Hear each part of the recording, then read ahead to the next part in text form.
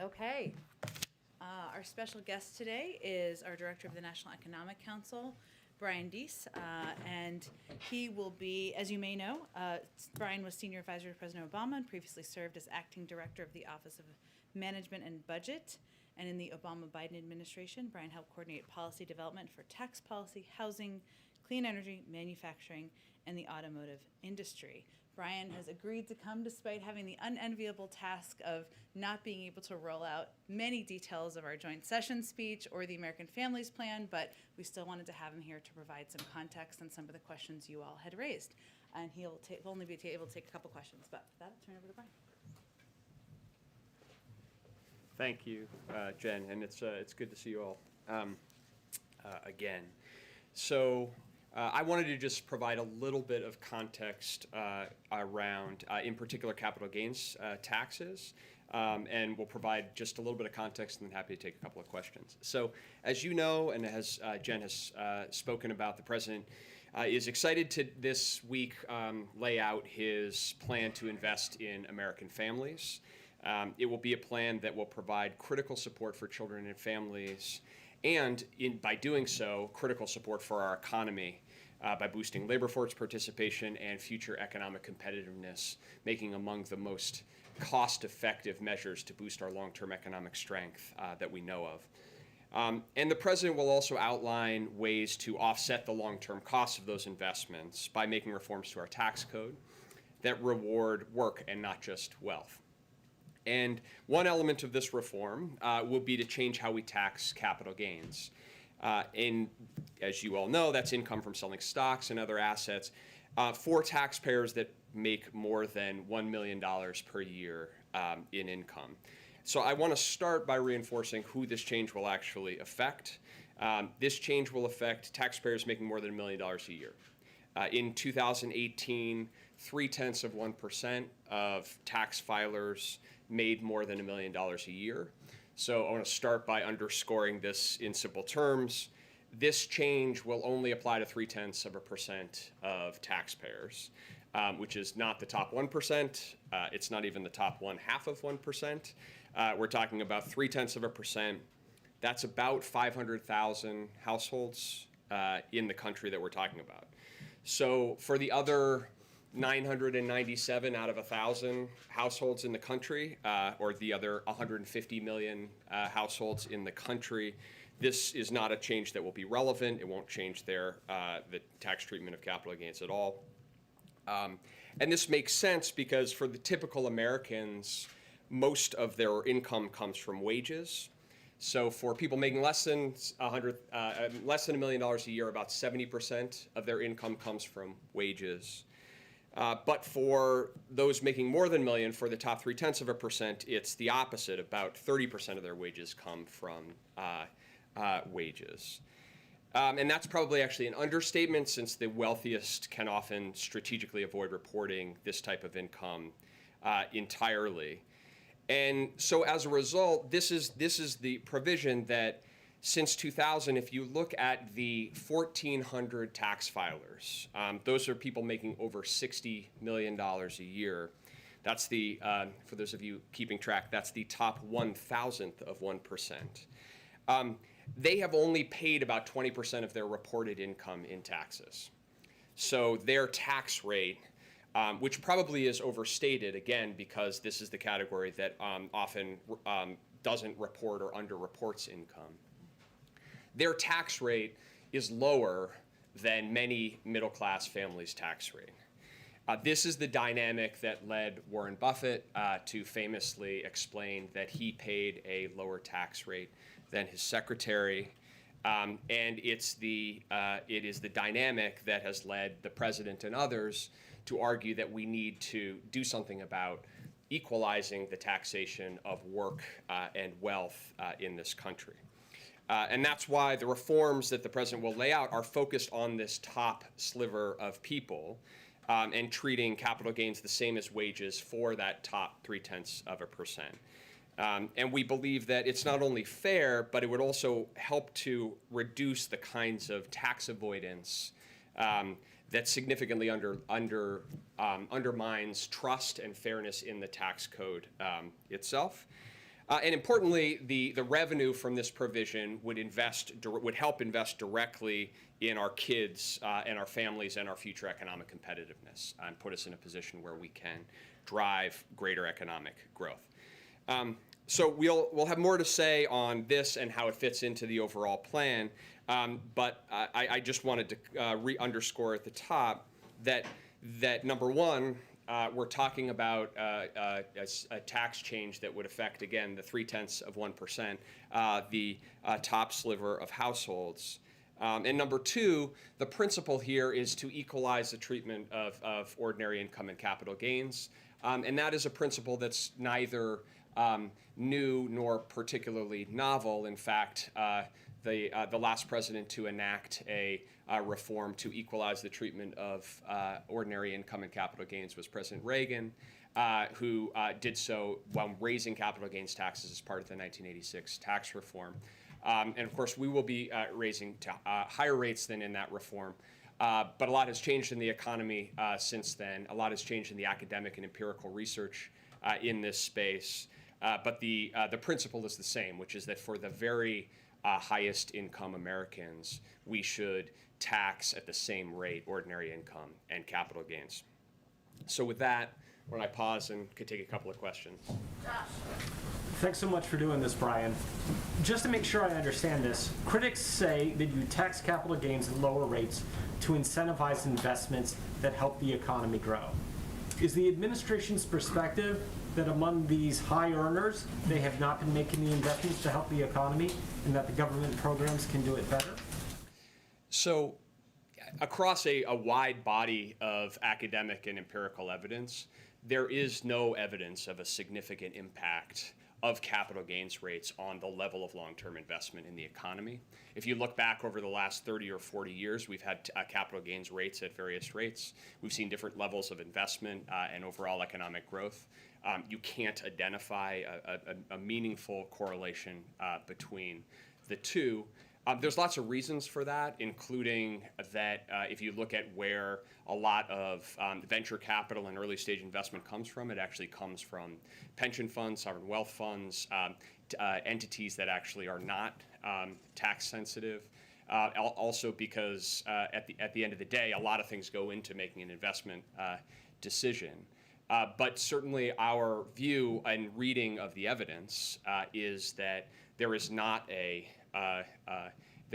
correlation that would significantly affect investment for these highest income individuals, number one. And number two, we can use those resources to invest in areas that we know where there is convincing academic evidence, empirical evidence, that investments, for example, in early childhood and in our children return enormous dividends in terms of their own academic success, reduced costs in the healthcare system, productivity, and growth in the future. Catherine? Brian, one question on the Families Plan itself. Why isn't the White House including a plan to reduce the price of prescription drugs in the plan? The good news about a question like that is I get to tell you that since we haven't rolled out the Families Plan yet, and I'm not going to do it at the podium right now, I am not going to confirm whether or not that is in. I can say that the president has long focused on the issue of rising costs of prescription drugs for American consumers and American families. It's something that he continues to focus on and prioritize, but I'm going to let him speak to those issues in the speech. Andrew? Yeah, Brian, so on the question of how you enact this, so is this capital gains tax increase dead on arrival when it comes to the Hill? The Republicans are screaming that it is not a good proposal. There's even some concerns in Democratic circles. Like, how do you convince people that this makes sense? Well, I would say a couple of things to that. The first is on the facts and on the evidence, to go to the conversation we were just having, that we think that the best read of the evidence is actually that making this sort of change for that top 0.3% of taxpayers, equalizing ordinary income and capital gains would restore fairness and do so in a way that wouldn't significantly affect investment, and that would allow us to make really high return investments for which there's been broad bipartisan support. So we think that that's a pretty sensible way of going at it, number one. Number two is the president has said in the context of the jobs plan and the corporate tax reform plan, and will say in the context of this plan as well, he is laying out his jobs plan and his family's plan. This is his vision for how we need to put in place a public investment agenda for the country. He is also identifying ways to responsibly pay for it, and he is welcoming and encouraging others to come forward with their ideas as well. Are you going to need reconciliation to do this?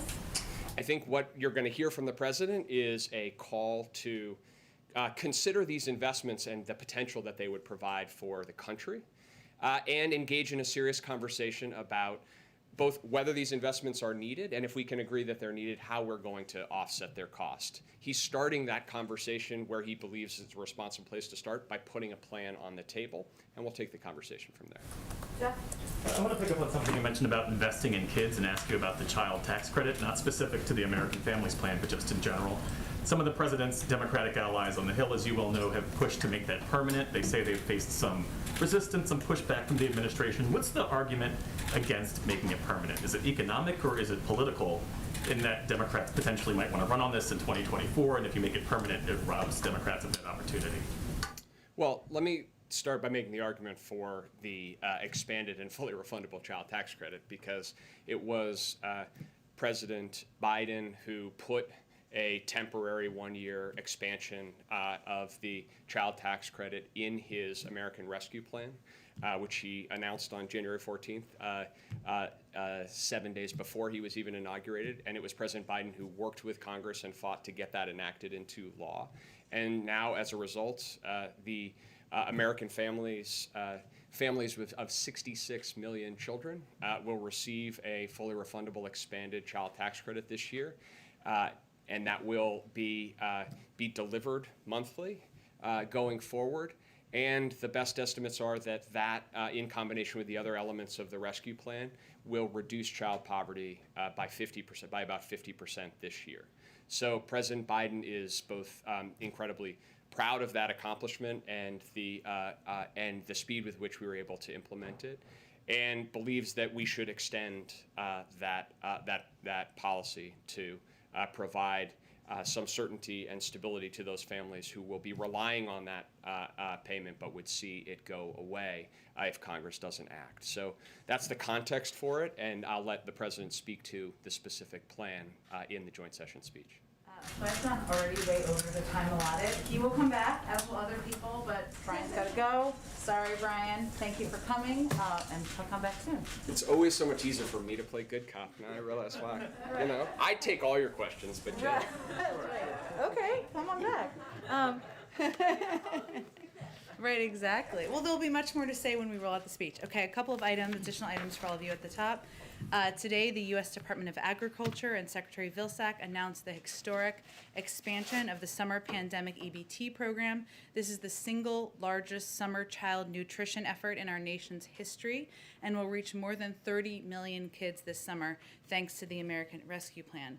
Summer feeding programs are considered a lifeline for some families, but until now they've reached less than 20% of families served during the school year. Children are eligible for this program if they are eligible to receive free or reduced price meals during the school year, or if they are under age 6 and live in a SNAP household. That is about 34 million American children.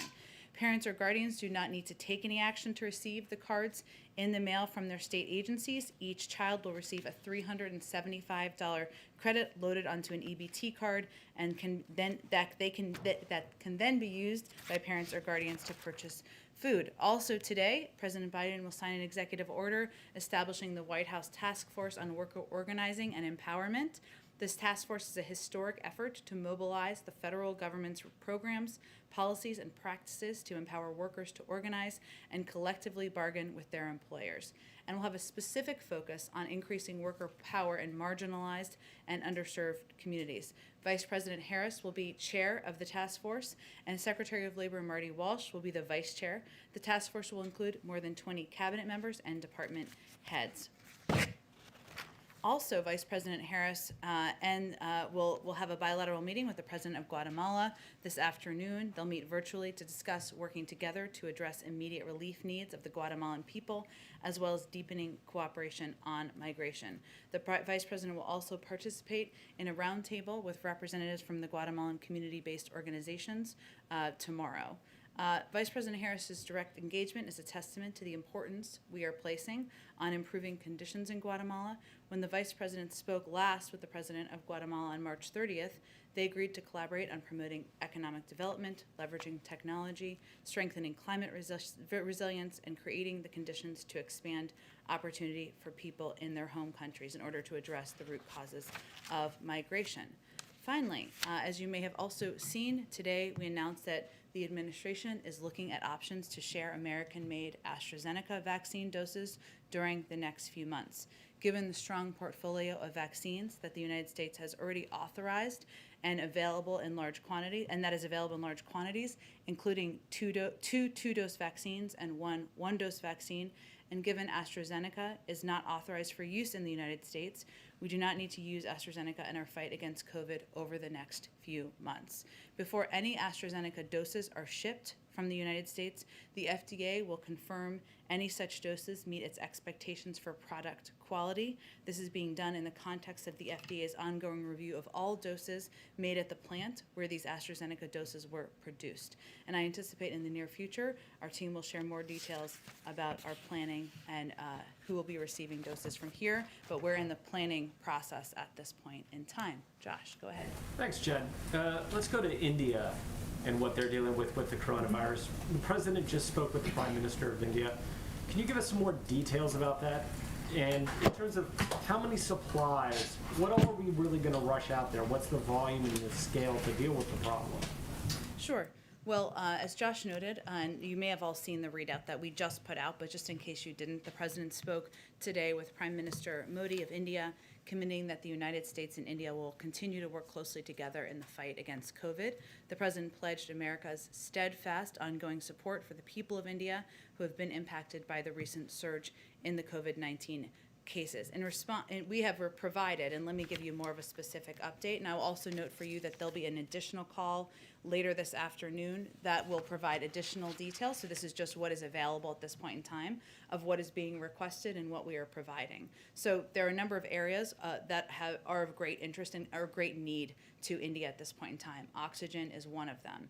At India's request, we are exploring options to provide oxygen and related supplies. The Department of Defense and USAID are pursuing options to provide oxygen generation systems. We may be in a position to reroute shipments planned for other countries with lower immediate needs, given the urgency of the conditions in India, and we'll have more details, hopefully, on the possibility soon.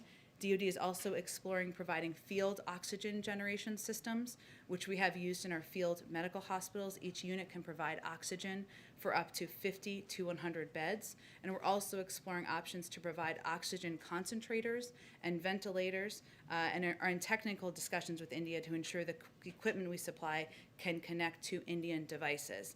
The United States has already provided 200 ventilators to India last year and trained medical professionals on their use. So this is, of course, in addition to that and other assistance we've provided. Another one of the major needs is PPE, and we've identified U.S. commercial suppliers as well, and therapeutics and tests, but we've identified U.S. commercial suppliers of remdesivir that are immediately available to help relieve the suffering of COVID-19 patients in India. We've identified rapid diagnostic testing supplies, personal protective equipment, and additional ventilators available to be transferred to India immediately. And I noted, of course, we also, of course, are in close touch with India officials at all levels about the raw material needs that they have.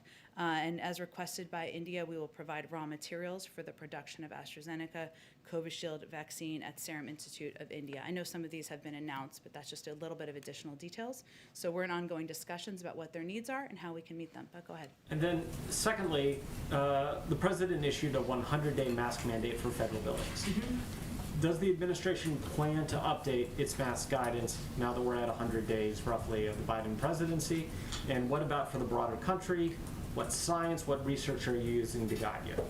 Well, I know there's been some reports out about CDC plans, and we will certainly leave it to the CDC to announce their guidance, which I think was the second part of your question, about what will be required outside and when masks will be required for individuals who have been vaccinated. So we won't get ahead of any final details or announcements they will make. The president, of course, issued that at 100 days. We're not quite at 100 days, so I don't have anything more to preview for you in terms of what might be next. Go ahead. Looking ahead to Wednesday, to the president's speech before a joint session of Congress, can you give us a sense of how the speech is coming together, the president's involvement in it, how he wants to use that speech, and his appearance there to sell the remainder of his legislative agenda? Sure. Well, first, the president has been working over the last couple of days, as he will be over the next two, on his speech. He's deeply involved in the development of his speech. He's thinking a great deal about what message he can send directly to the American people about what progress we've been made, but of course what challenges remain ahead. He recognizes, as somebody who served in the Senate for 36 years, that this is an opportunity, one of the highest profile opportunities even the president has each year, to speak directly to the American people, and that's exactly what he intends to do. He will lay out the specific details of the American Families Plan in that speech, but he will also talk about a range of priorities that he has for the upcoming months of his presidency, including putting in place, working with Congress to put in place police reform, including doing more to expand access to affordable health care. So there will be a range of priorities he will also mention in his speech, but he's working closely with his speechwriters on it, but also with policy advisors and the policy teams on finalizing the components that will be in the speech. And on COVID in this country, what's the level of concern within the administration that apparently 5 million people, or about 8% of those who got the first dose of Pfizer and Moderna, didn't return for dose 2? Well, what I'll say is that there's no precedent, right? There's no playbook. And the other way of looking at that is that we're pleased that the vast majority, or 92% of people, came back for their second doses. And that is actually a pretty significant number in our view.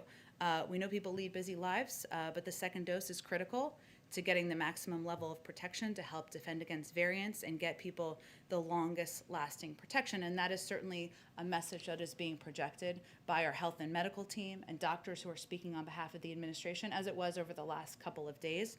I'll also say that a big part of our effort as we shift into this newer stage, which is less about supply and more about reaching people where they are, is making it easier to get vaccinated. And that certainly applies to people who have not yet received their first dose, but also applies to people getting their second dose. So partnering with doctors' offices, setting up walk-up sites, helping workers get paid time off, that's all a part of our effort to ensure people are getting both doses of the vaccine if they're doing the 2-dose vaccine. Go ahead, Peter. Thank you, And Jen. congratulations, and not to embarrass you, you got married. I did, yes. Wow, Thank you very congratulations, much. welcome back. Thank All right. you. Thank you, Jen. First, Vice President Harris says that she's not gone to the border yet because we have to deal with COVID issues. What is she referring to?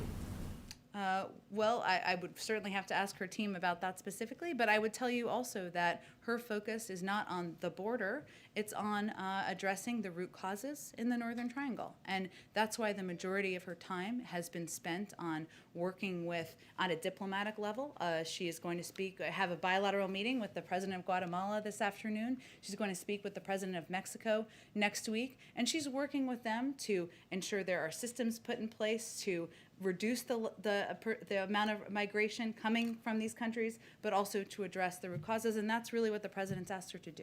Then I guess, if not with regard to her specific statement, is there a White House concern when you guys are planning presidential or vice presidential travel, but more about COVID at the border than other places that she has traveled recently? We certainly know that the number of people who are in facilities, the reason we have been so focused on expediting moving kids out of these Border Patrol facilities is because we want to reduce the public health impact in these facilities and get them into spaces where we can do social distancing and when we can ensure these kids have access to health and medical experts and educational resources. So that's certainly, and we've made some progress on that front, even over the last few weeks since you got married, I will say, on that exact issue. So look, but if a president or a vice president goes down and visits a facility like this, you have to potentially clear some parts out. There's a lot of security that comes. Our focus here is on solutions, on making progress, on moving these kids out of these facilities, on getting them connected with sponsor homes, with family members if possible, and that's really where the president's focus is at this point in time. And then about those facilities, there was a report in the last couple of days in the New York Post that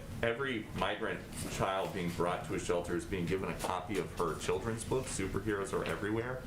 Do you know why that is, and if she is making any money off of that? Of the president, of the vice Vice president? President's book, yeah. I'd have to check with our Health and Human Services team if you're talking about if they go to shelters or if they go to. Yeah, in the welcome kit, apparently, there's a copy of her 2019 children's book, Superheroes Are Everywhere. I'd have to certainly check on that. Here, it's a good book. And then I've got one more. Why was President Biden the only world leader at the climate summit Zoom who was wearing a mask? Because he is sending a message to the world that he is putting in place precautions and continuing to do that as leader of the United States. And I don't know what setups they all had in their countries.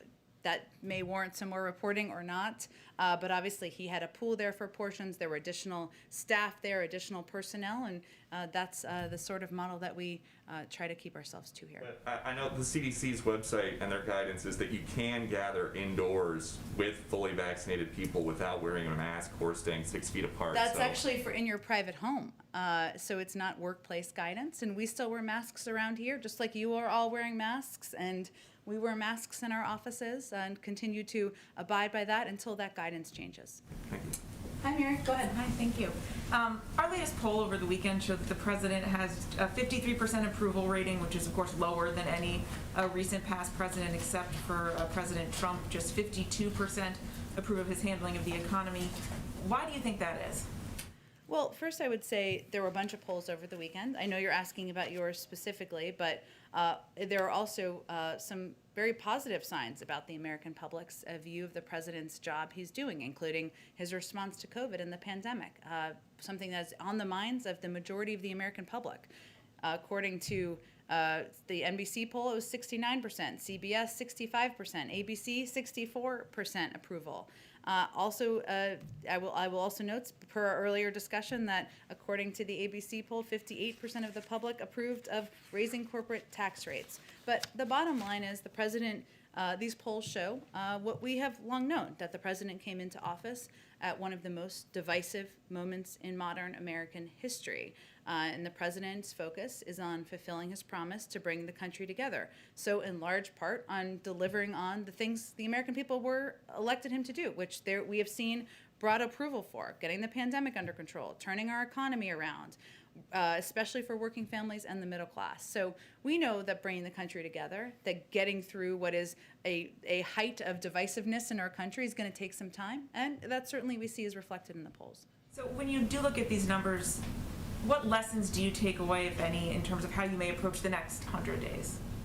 Well, the president would be the first to tell you we have a lot of work left to do to get the virus under control, despite the fact that 2/3 of the public in all of these polls support his approach and support the progress that's been made to get our economy up and running. There's still 10 million people out of work, and people aren't feeling satisfied by that. And we still need to keep our heads down and keep pushing forward to get the American Jobs Plan passed and ultimately the American Families Plan passed. But also he knows that he needs to continue to work at bringing the country together. And he will always be open to bipartisanship. He will always have an open door in the Oval Office to members of Congress of different viewpoints to get work done for the American people. And he certainly believes that's what people elected him to do. And on the speech on Wednesday, obviously your first joint address is a big moment for any new president, but this is not going to be a joint address like we've seen before because of the pandemic. A lot of the pomp and circumstance won't be there. The audience will be scaled down, no guests, etc. How is the president modifying his approach to the speech to sort of accommodate these unusual circumstances? You're right, and it will look very different for people who are watching at home, who are used to seeing, they may not even know they're used to seeing this, right? But they're used to seeing a full Senate chamber, full House and Senate, full members of Congress filling. They're used to seeing guests for all of these members of Congress. They're used to seeing, which is always an important part of the speech, a First Lady's box that's full of incredible people who are inspiring, have inspiring stories, and the president references in his speech. And that's tradition as well. And none of that will be a part of the speech in the same way that people have seen in the past. So there's certainly an adjustment to how he'll speak to the audience, speaking directly to the American people at home. That's always a part of it, but even more so to not having all of these incredible stories, inspiring stories that are typically a part of any president's joint session or a State of the Union address. So it will look different, but from his vantage point, it still is an opportunity to speak directly to the American people about the progress that's been made, the work that's still ahead, his new proposals for an American Families Plan, and some of the priorities that remain central to his presidency, and that hasn't changed. And will he be wearing a mask? Because I think technically now the rules are such that anyone speaking on the floor must be masked, or will there be an exception for the speech?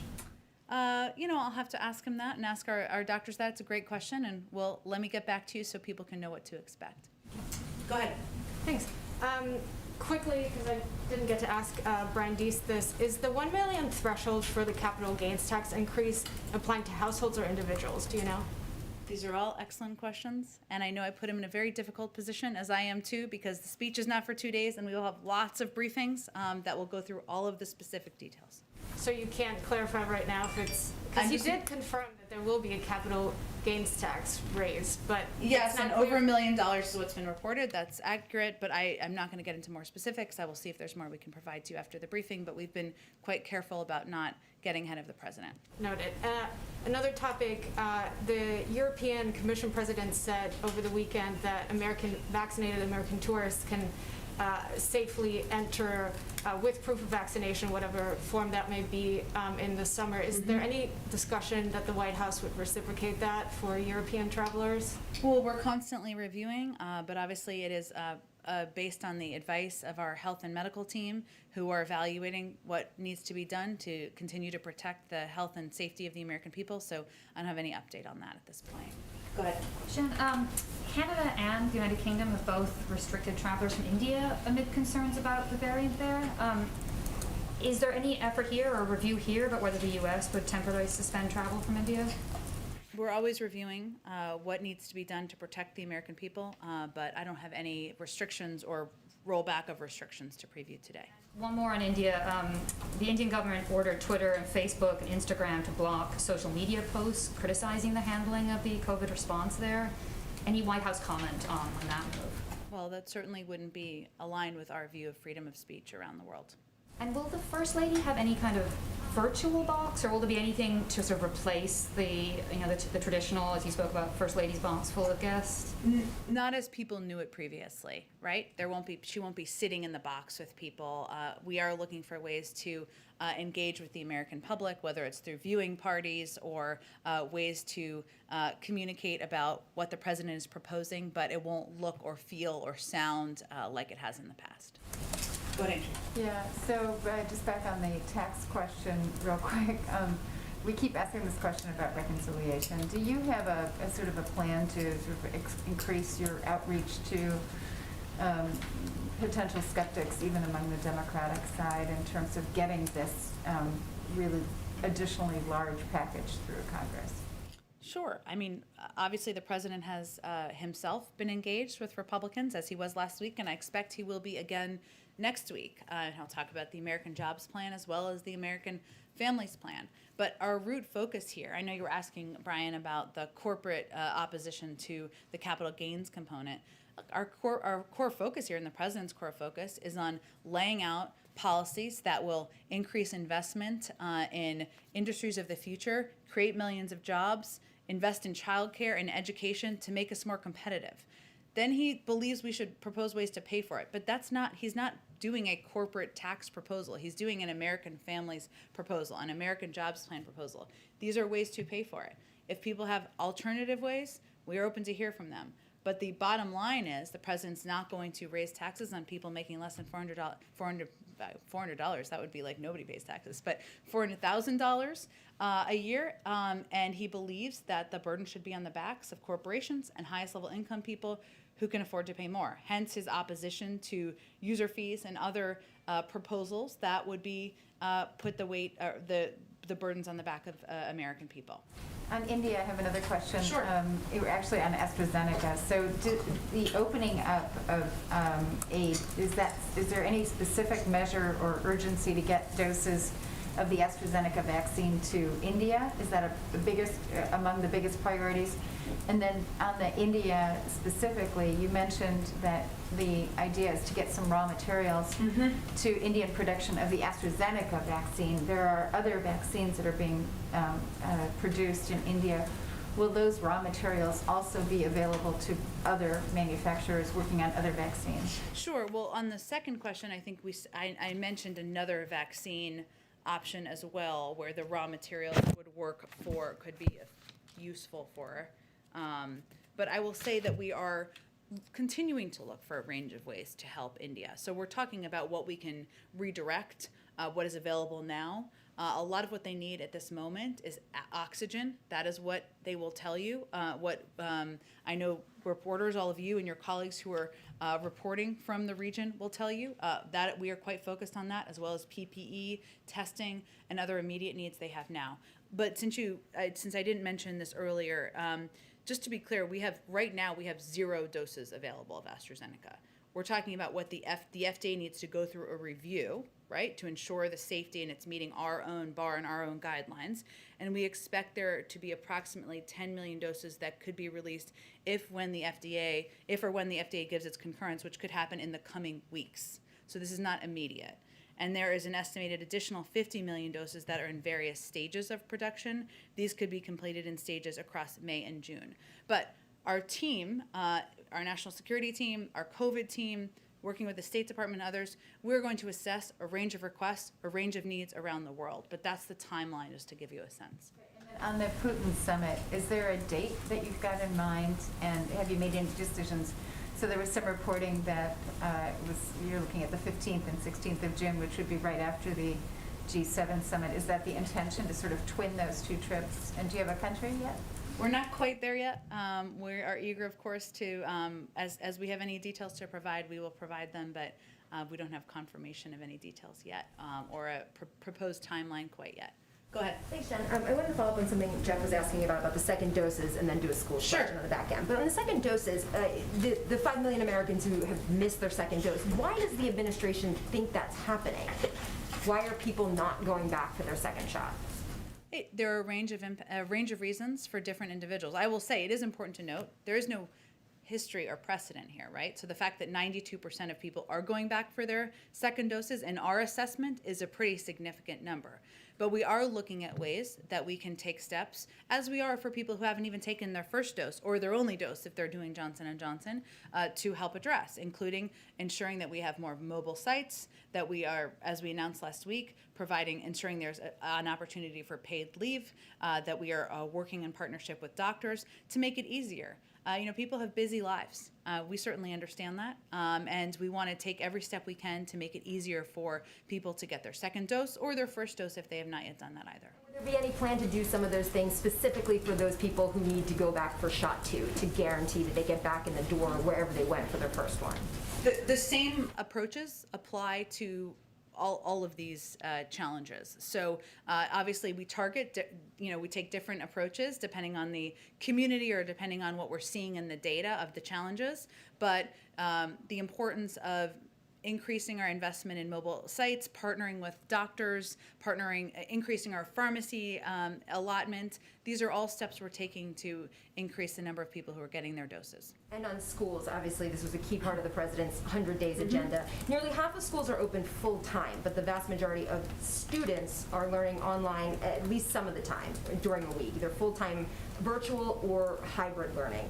If the buildings are open, but the students are still learning remotely a significant portion of the time, does the president view that as a success, and will he declare that this week? Well, I don't think we've seen data since the early April data that was reflective of February. So the data is quite old at this point in time, and we've seen across communities and states there's been a significant amount of progress of schools opening 5 days a week, of students being in school learning. Now, some school districts have given the option of students, if their parents choose, to stay remote. That is, in some school districts, the option they've chosen.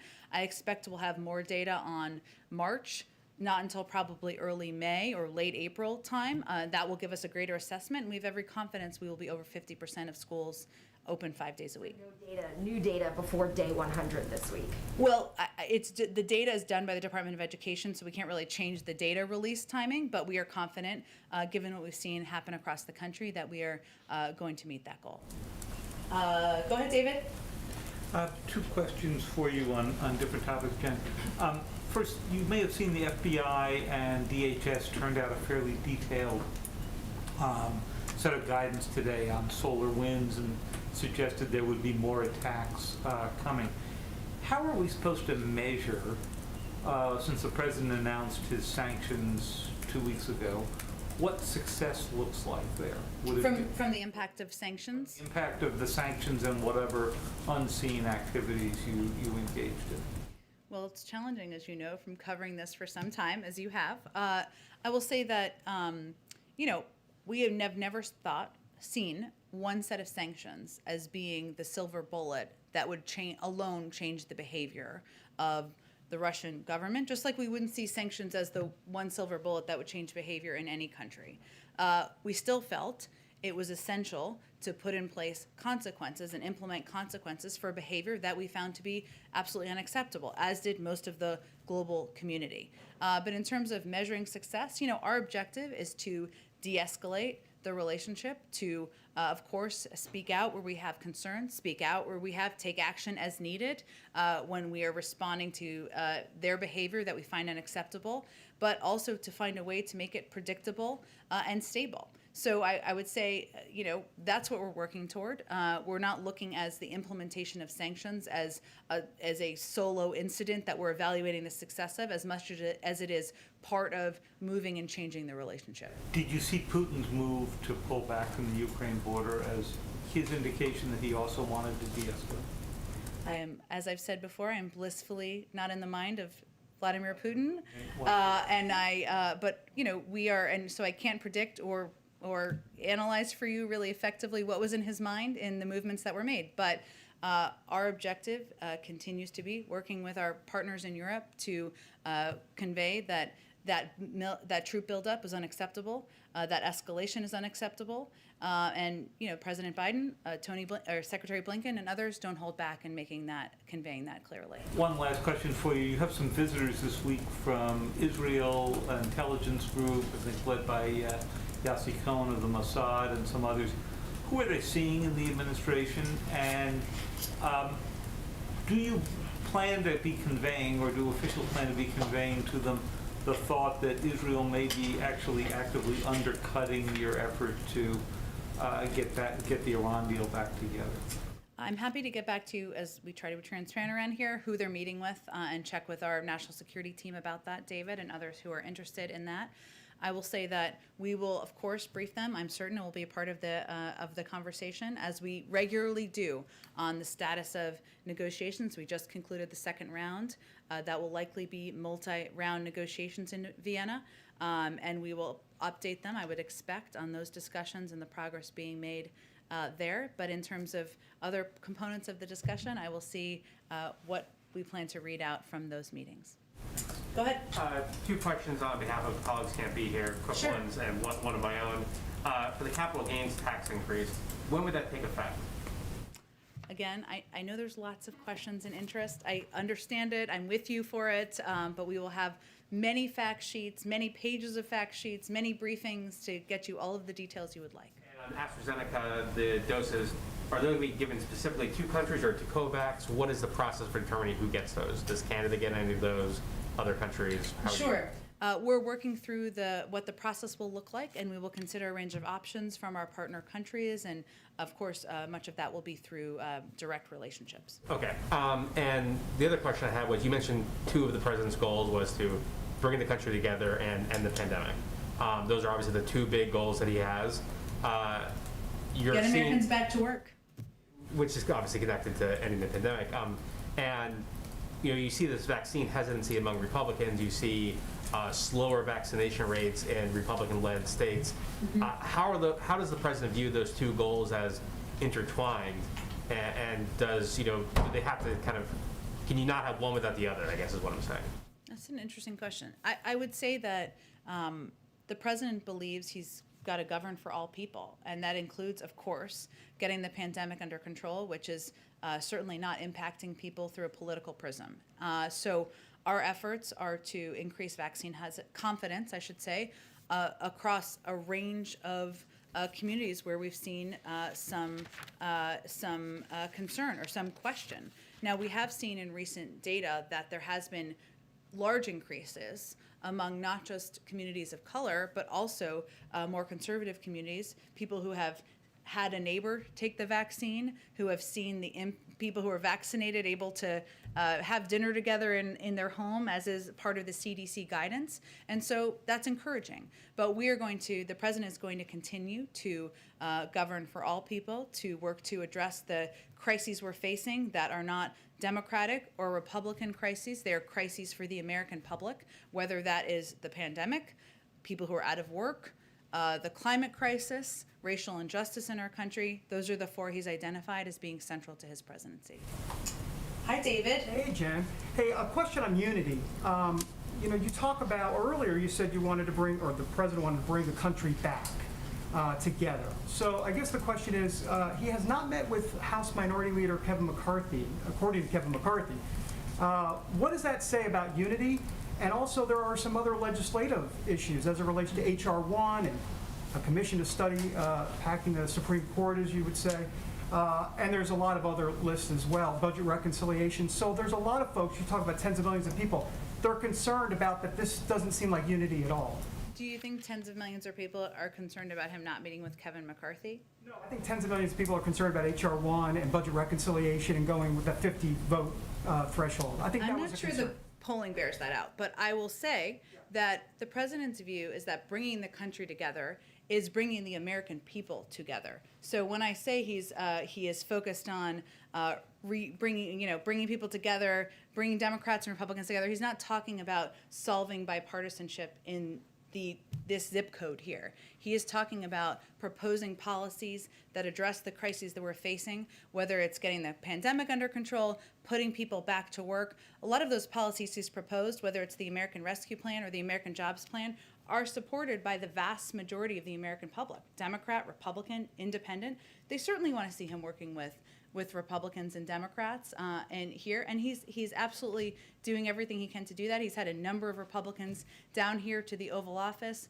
He's looking for it. We're going to be reviewing their proposals, and I think certainly people see him rolling up his sleeves and ready to work with people of all different viewpoints. Real quick, why not separate the infrastructure bill the Republicans have, whatever it is, $800 billion or so? Why not just take that, call it unity, call it a deal, and then move on to some of the other legislative priorities within the total construct? Well, David, as you know, you need 60 votes. You can talk to Republicans in the Senate and see how many votes they have. But I will say that where we are now is that we are certainly taking a look at the proposal. Right now, there's deep in the weeds, sometimes nerdy conversations between staffers, members of Congress. We have lots of follow-up questions. I'm sure they have lots of follow-up questions. We're sharing ideas. That's actively happening now. He'll invite some members next week, bipartisan members, to come to the Oval Office and have a discussion about it and what the path forward looks like. Thank you. Sure, go ahead. Thank you, ma'am. I have one question about foreign policy and then another about COVID here. So the first one is, in tapes obtained by the New York Times, Iran's foreign minister says that former Secretary of State John Kerry informed him that Israel attacked Iranian interests at least 200 times. As the secretary has shifted roles, he still continues to represent the United States on a world stage. Does the president have any comment or reaction to Kerry telling the Iranians about covert military action on the part of Israel? We're not going to comment on leaked tapes. Okay. And then my second question is, I've heard from a number of governors who are frustrated that they haven't heard directly from President Biden on these weekly coordinating COVID calls. Why hasn't he joined those weekly calls? And how many governors? So what?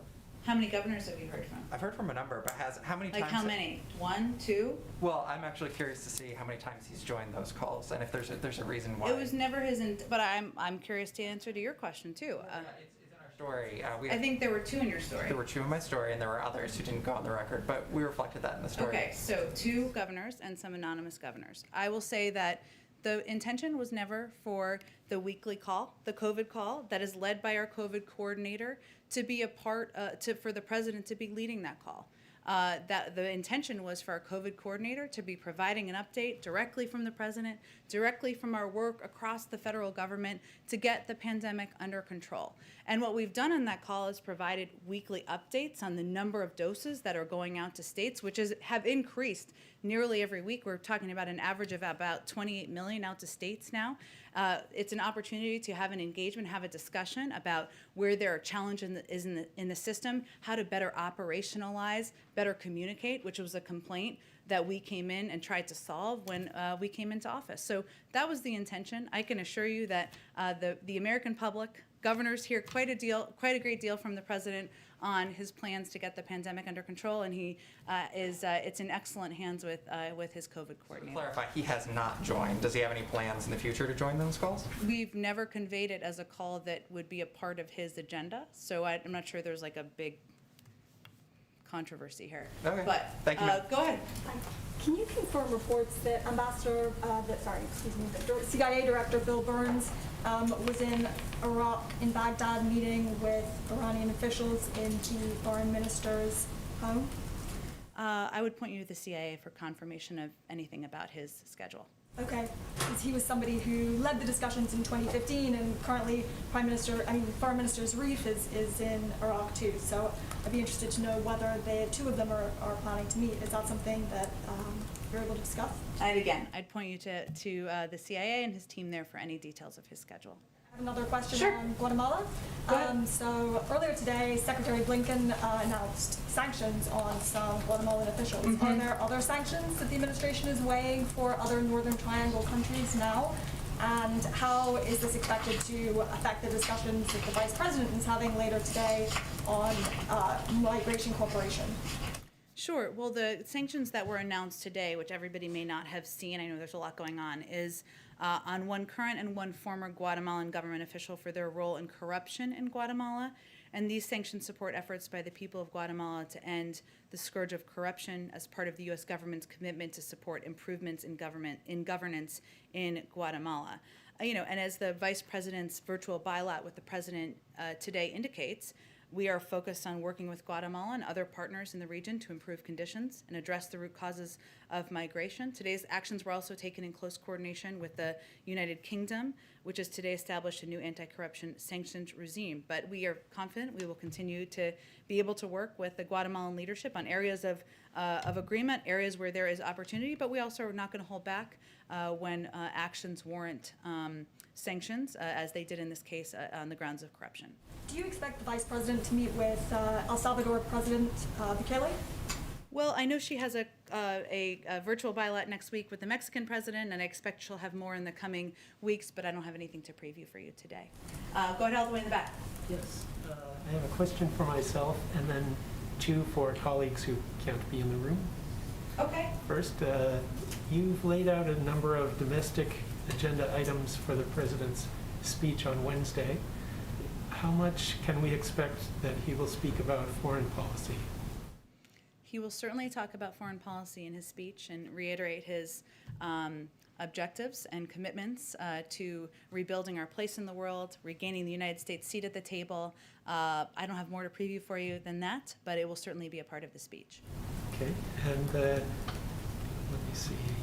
What is your response to the criticism that the U.S. response to the crisis in India is coming late?